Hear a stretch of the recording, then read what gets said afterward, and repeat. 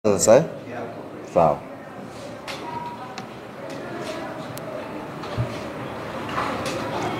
Assalamu alaikum warahmatullahi wabarakatuh.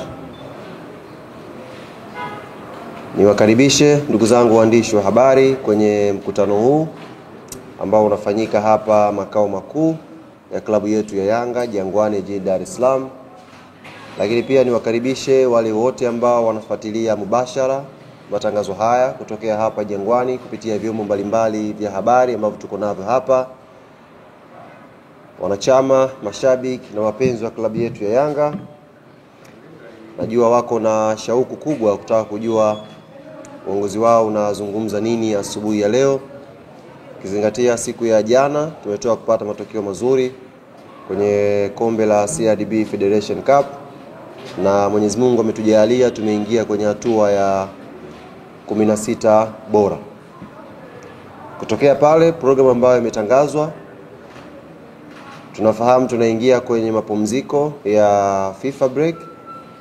Hivyo kuna baadhi ya wachezaji wa kikosi chetu cha Yanga wamepata nafasi ya kuitwa kwenye majukumu yao ya timu ya taifa.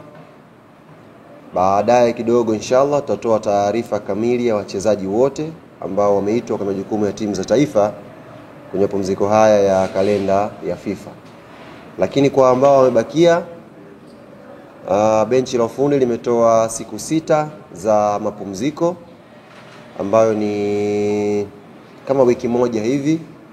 Baada ya hapo watarejea wote kambini kwa ajili ya kujiandaa na mazoezi kuelekea mechi za mwisho za ligi kuu.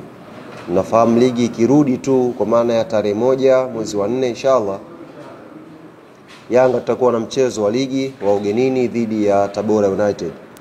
Hivyo tumetoa siku 6 tu za mapumziko. Baada ya hapo tutarudi kujiandaa na mchezo huo, na kama tutakuwa na ratiba yoyote hapa katikati, basi tutatafutana, tutaitana tena hapa makao makuu au sehemu nyingine ambayo itapendekezwa, tuje tujuzane taarifa nyingine ambayo itakuwa inatoka kwenye klabu yetu. Jambo la msingi ambalo limefanya tuwaite leo hapa ndugu zangu waandishi wa habari siku ya leo, tarehe 13 ya mwezi wa 3 mwaka 2025. Wote mnafahamu tupo ndani ya ibada ya funga ya mwezi mtukufu wa Ramadhan, lakini pia tupo na ibada pia hapa ya Kwaresma. Kwa hiyo leo siku ya tarehe 13, uongozi wa klabu yetu Young Africans umeandaa iftari maalum kwa ajili ya wadau wake mbalimbali ambao tumekuwa tukishirikiana nao katika shughuli zetu za kila siku za kimpira za uendeshaji wa klabu yetu. Iftari hii itafanyika leo majira ya saa 12 jioni, ndio watu wataanza kukutana, na itafanyika kwenye eneo linaloitwa Baraza Restaurant Upanga. Nafikiri ni eneo maarufu sana kwa watu wa Dar es Salaam, watu ambao wanapenda kupita pale kupata chakula iftar. Basi pale Baraza Upanga, ni mtaa wa Kalenga na Mtitu, mtaa Kalenga na Mtitu kwenye kona pale Baraza. Leo uongozi wa Young Africans umeandaa iftari pale kwa ajili ya wadau mbalimbali ambao tutashirikiana nao. Wadau ambao wamealikwa, nafahamu wako tayari, watu wameshaanza kupata mialiko kupitia namba zao za simu na wengine kupelekewa, lakini kubwa tumelenga kuwaalika wadau wote ambao tunashirikiana nao. Hapa nitataja baadhi ambao tumewaalika siku ya leo kwenye iftari hii, na naamini itakuwa ni iftari ambayo tutakutana watu wa mpira, tutazungumza mambo ya mpira, lakini pia tutazungumza na kupata fursa ya kuombea pia mpira wetu kwenye kipindi hiki cha mwezi mtukufu wa Ramadhani, na kuwaombea pia viongozi wetu wote, wadau wote ambao tunashirikiana nao. Tumewaalika wadhamini mbalimbali wa klabu yetu, tumewaalika wadhamini mbalimbali wa football yetu kwa ujumla. Wote mnafahamu Young Africans na wadhamini wengi ambao tunafanya nao kazi, lakini mpira kiujumla pia una wadhamini wengi ambao wameshiriki kwa namna moja au nyingine kufanya football iwe na nguvu na iwe na thamani. Kwa hiyo wadhamini kama mabenki haya ya NBC, CRDB wote tumewaalika kwa ajili ya kuhakikisha tunapata iftar pamoja na kuzungumza mpira. Wadau wengine ambao tumewaalika leo ni shirikisho la mpira wa miguu TFF tumewaalika, bodi ya ligi tumeialika, kamati ya uendeshaji ya ligi almaarufu kamati ya saa 72 na yenyewe tumeialika leo ije kwenye iftar tuzungumze mambo ya mpira na tufuturu pamoja. Lakini pia tumealika kamati ya waamuzi. Tunaamini pia mwaliko wetu ambao tumeutuma kwa waamuzi mbalimbali ambao wako Tanzania, wako Dar es Salaam sasa hivi wataweza kuhudhuria. Ndugu yetu Ahmed Arajiga, Ramadhani Kayoko, Heri Sasi, Frank Komba, mzee wetu Mkono yule, Tatu Malogo, waamuzi wote wa Premier League na wao tumewaalika leo kwenye iftari yetu waje washiriki na sisi klabu yetu Young Africans. Na tumealika pia timu zinazoshiriki ligi kuu. Tumealika mtani wetu Simba Sports, tumewaalika Azam Football Club, tumewaalika Singida na timu nyingine ambazo zinashiriki ligi kuu. Kwa hiyo ukiangalia tumealika wadau tofauti ambao tunaamini tutakutana na kuzungumza mpira vizuri. Kwa hiyo ni matumaini yangu ni jambo tu la iftar, tusikimbiane na huko. Ni jambo tu la kufuturu pamoja na kuzungumza. Pale baraza sidhani kama kuna eneo la ruhusu pale mpira kuchezwa. Kwa maana yake itakuwa ni mazungumzo tu ya watu kuzungumza. Lakini pia ndugu zangu waandishi wa habari ambao mmekuja hapa, automatic nyinyi wote ambao mmehudhuria hapa mtapata mialiko yenu. Tumewaalika pia wachambuzi mbalimbali sababu tumeona hivi karibuni wachambuzi mmekuwa mkomoto kweli kwenye kuchambua, mnafanya kazi nzuri kwenye kupromote mpira. Hasa leo tumewaletea wadau wote karibu. Msichambulie mbali, leo mchambulie karibu pale. Una swali kwa mzee Mguto upo naye. Una swali kwa nani upo naye. Una swali kwa nani tuchambue wote pale kwa karibu na tuweze kuleta flavor tofauti. Kwa hiyo hawa ni mabaadhi makundi ambayo tumewaalika leo kwa ajili ya kushirikiana na klabu ya Yanga kuja kupata iftari pamoja. Tunalo baraza letu la wazee hapa, mzee wetu Msumi yuko hapa. Tunao baadhi ya matawi ambayo kupitia idara yetu ya mashabiki na wanachama chini ya mkurugenzi wetu Ibrahim Samuel watatuongoza ni watu gani ambao watakuja kwa, hatuwezi kwenda wote. Kuna watu ambao idara itatuongoza watakuja kuwakilisha wanachama wengine kwenye iftari ya leo. Kwa hiyo tumie fursa hii kuwaomba sasa wale wote ambao wamepata mialiko na wanaoendelea kupata mialiko, kifika saa 12 kamili inshallah tujitokeze kwa pamoja pale tuje tupate iftari. Kwa upande wa wasemaji tumeanza kumwalika msemaji mkuu kabisa ambaye ndio anasemea kwenye taasisi kubwa, Clifford Mario Ndimbo kutoka TFF. Tumemwalika pia Karimbu Imanda kutoka bodi ya ligi. Tumewalika pia wasemaji wa timu nyingine. Nimetoka kumwalika hapa ndugu yangu Ahmed Ali. Nimemtumia mwaliko asubuhi akanijibu kwamba yeye leo atakuja na watu wawili. Kwa wapi Ahmed hapa bwana? Message yake naona kama iko mbali hivi. Lakini asubuhi nilimwalika na akathibitisha kwamba atakuja. Lakini akaniambia nitakuja na mzee Mguto na Almas Kasongo. Kawaambia karibu. Message yake hii hapa. Kaambia karibu ndugu yangu, na hao pia tulishawaalika kabla wewe kusema. Kwa hiyo atakuja. Tumemwalika ndugu yangu Hashimu Ibwe, nimemwalika Thabiti Zakaria. Chukuchuku nimewasiliana naye ameniambia wana mechi wako Singida. Kwa hiyo yeye na Masanza automatic watakuwa hawapo, na kwa sababu idara zao zinaendeshwa kwa bajeti ya chini, maana yake hamna mwakilishi mwingine kwenye idara ya habari ya Singida wala idara ya habari ya KMC. Tofauti ya sisi na wengine wenzetu, wao ndio wapiga picha, ndio wasemaji, ndio wa graphic designer, ndio wapandisha posti na kila kitu. Kwa hiyo akikosekana Chukuchuku maana yake MC imekosekana kwenye upande wa idara ya usemaji. Kwa wasemaji wengine ambao sijawataja hapa, kina Masau Bwire pia mwaliko wa klabu ya Young Africans wafikie, na tuna imani tutajumuika pamoja tuje tupate iftari leo pale baraza. Kufikia hapo ndugu zangu waandishi wa habari, tutapokea maswali 5 kama tulivyozungumza awali tuweze kufikia mwisho.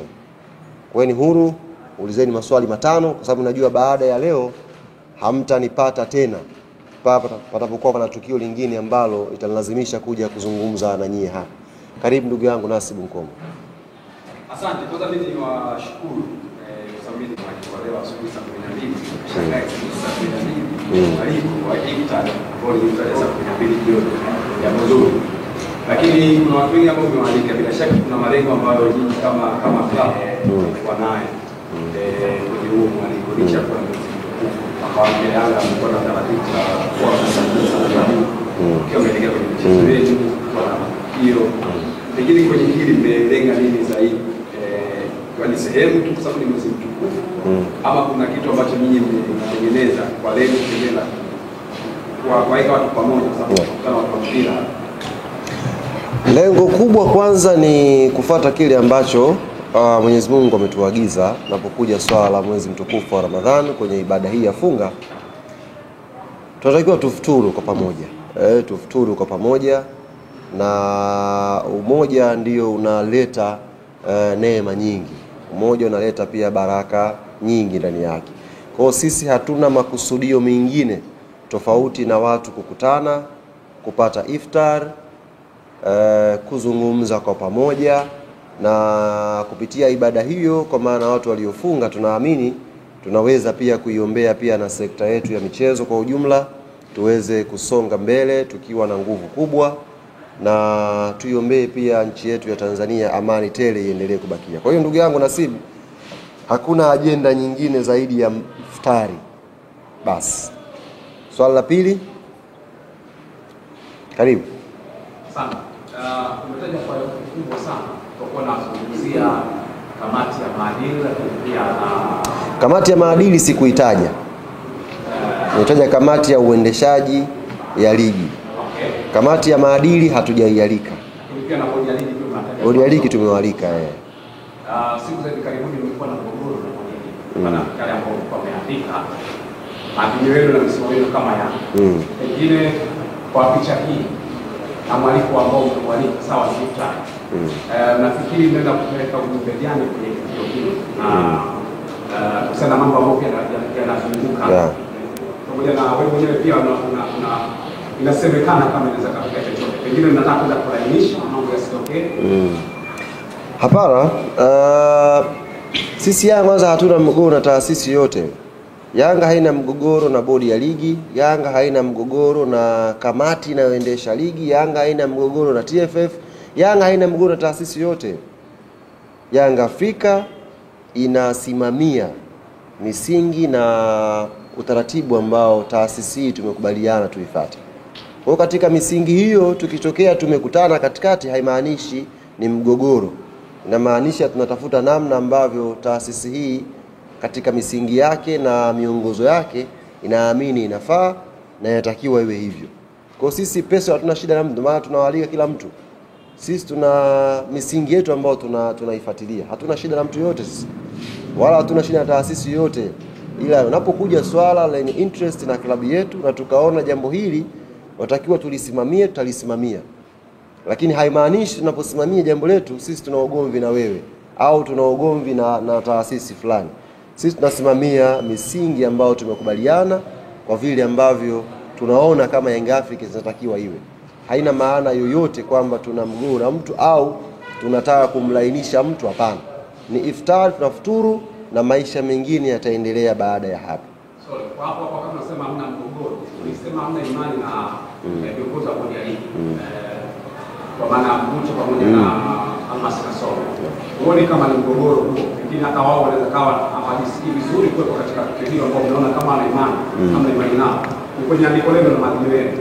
Unachanganya vitu viwili na mwanzo nafikiri nimekuelezea vizuri. Sisi kama taasisi hatuna mgogoro na mtu yoyote na hatuna mgogoro na taasisi yoyote ya kimpira. Ila kama taasisi inapotokea tunasimamia misingi yetu na taasisi yako ikawa kwenye hiyo njia ya kusimamia misingi yetu, sisi hapo lazima tutakutana. Lakini haimaanishi kwenye makutano yetu hapo kuna shida. Hapo kuna vitu vya kufuatwa kwa mujibu wa kanuni, sheria ambazo zinatuongoza wote ambao tupo kwenye mpira. Kwa hiyo sisi hatujisikii vibaya mtu anapotuongoza kwenye sheria na kanuni na misingi ya haki inavyotaka, na tunaamini na mtu mwingine hatajisikia vibaya pindi ambako Yanga Afrika inakwenda kwenye misingi ya sheria, kanuni na taratibu inavyotaka. Kwa hiyo hatuna shida na mtu yote. Sisi tumetangaza msimamo wa taasisi ambao tunaamini kabisa ni msimamo sahihi na unatakiwa ufuatwe hapa. Basi hiyo haimaanishi kwamba tuna shida na mtu yote. Tunaweza kuwa na msimamo wetu kama taasisi na maisha mengine yakaendelea. Kwa lile la msimamo wetu halijabadilika shehe. Tukafuturu kutoka leo mpanga chungu cha 30, yani tunafuturu pamoja tu. Msimamo wa Yanga kwenye misingi ambayo imeamua kuisimamia haijabadilika na iko pale pale. Lakini leo ni jambo la ibada, ni jambo ambalo tumeona kama club tuite stakeholders wengine wa mpira tuje tupate iftar pamoja, tupate na unyamofunga bwana. Tupo kwenye 10 la nini ile Lwata? 10 la pili ni 10 la maghfira, si ndio? Kila mtu anapata nafasi ya kukutana, kutaka msamaha kwa Mwenyezi Mungu wako. Kwa hiyo hii ni jambo la ibada. Halihusianishi kabisa na operation za kila siku za taasisi yetu na taasisi nyingine.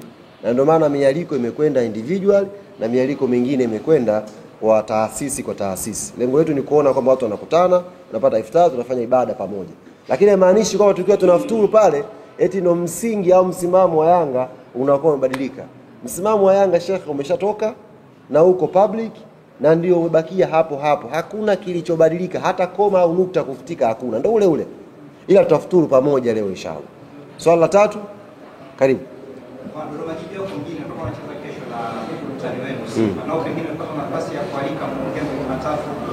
Tumezialika timu zote ambao zitakuwa na nafasi ya kuja kwenye iftari leo.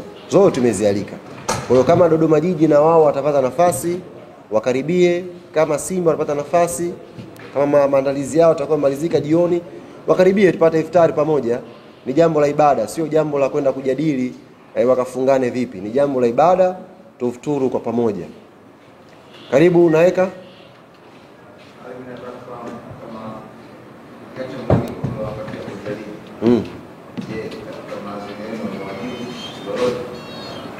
Okay, anauliza ukiacha mwaliko wa iftari ambao tumewapa bodi ya ligi katika maazimio au msimamo ambao taasisi ya Young Africans iliutoa.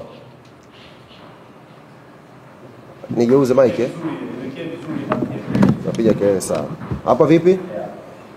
Yes, bana kumradhi, lakini anauliza swali lake kwamba mbali na mwaliko wa iftari ambao tumeutoa, yale maazimio ambayo yalitokana na kikao chetu cha kamati ya utendaji ya klabu yetu Young Africans na tukawaandikia bodi ya ligi kwa maana ya msimamo wa taasisi yetu kwenye jambo lile, anauliza kama majibu tayari yameshatoka.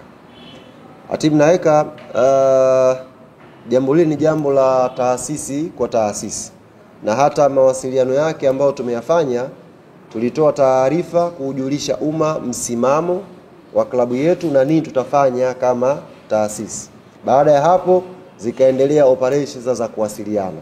Kwa naamini kwa kipindi ambacho tumekubaliana kama taasisi, kikishapita hiyo kipindi tutawaita au tutatoa taarifa nyingine kwa umma kwamba bana tumepeleka taarifa hii na majibu ni haya. Ila kwa sasa hivi taarifa ambayo umma inatakiwa ibaki nao ni kwamba Yanga imetoa msimamo wake na Yanga tayari imeshaanza kushughulikia jambo lake kwa njia ile ile ambayo msimamo wa Yanga ulitoka kupitia kwa viongozi wetu. Karibu.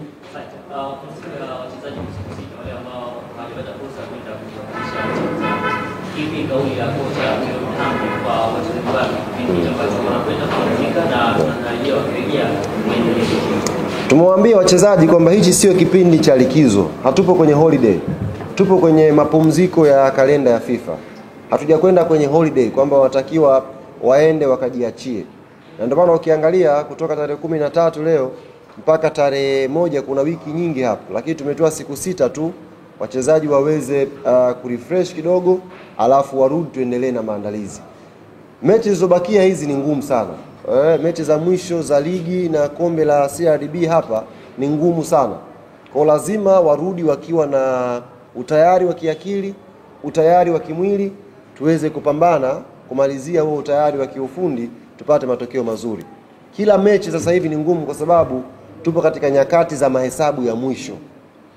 Tunakutana na timu ambazo zinawania pengine kucheza kwenye mashindano ya kimataifa next season. Tunakutana na timu ambazo zinawania kumaliza kwenye nafasi za juu, na wote ni mashuhuda. Iko fedha ambayo Azam TV wanaitoa based on position ya msimamo. Kwa kila mtu ana interest ya kumaliza nafasi ya 5 ya 6 kwa sababu kuna fedha iko pale. Lakini pia ziko timu zinapambana kutokushuka daraja. Kwa hiyo kila mechi hapa mwishoni ni mechi ngumu kweli kweli. Katika ugumu huo ndiko ambao kuna sisi kama taasisi, kama bingwa mtetezi, tunaweka umakini wetu, tunaweka juhudi na nguvu zetu tuweze kupata matokeo mazuri kwenye mechi za mwisho. Si watu wote wataikimbia Yanga hapa mwishoni. Kuna wengine watakuja kucheza. Kwa watakao kuja lazima tupambane nao. Unaweza ukakaa tu ofisini ukasema nitakuwa nakimbiwa kila siku. Kuna Coast jana kaja. Kwa anaweza akaja mtu uwanjani. Kwa lazima tujiandae, mtu akacheze naye.